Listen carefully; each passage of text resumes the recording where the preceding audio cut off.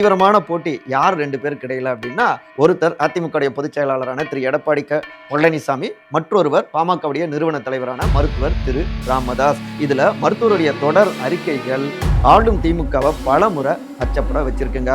லேட்டஸ்டா கூட அதானி குழுமம் சம்பந்தமாக மருத்துவர் கேட்ட கேள்வி, அதற்கு அவருக்குலாம் பதில் சொல்ல வேண்டிய அவசியம் இல்லை அப்படின்னு முதலமைச்சர் கோவப்பட்டது. இப்ப கூட இந்த சாத்தனூர் அணை, இந்த உபரி நீர் வெளியேற்ற விவகாரம், அதை ஒட்டி புள்ளி விவரங்களோடு ஒரு காத்திரமான அறிக்கையை வெளியிட்டிருந்தாரு மருத்துவர் ராமதாஸ். அதுலதான் நள்ளிரவு 1:30 மணி அளவுல தென்பெண்ணை ஆற்றுல வினாடிக்கு சுமார் 1.7 லட்சம் கன அடி தண்ணீர் திறக்கப்பட்டதால திருவண்ணாமலை, விழுப்புரம், கள்ளக்குறிச்சி மற்றும் கடலூர் ஆகிய 4 மாவட்ட மக்கள் கடுமையாக பாதிப்படைஞ்சாங்க.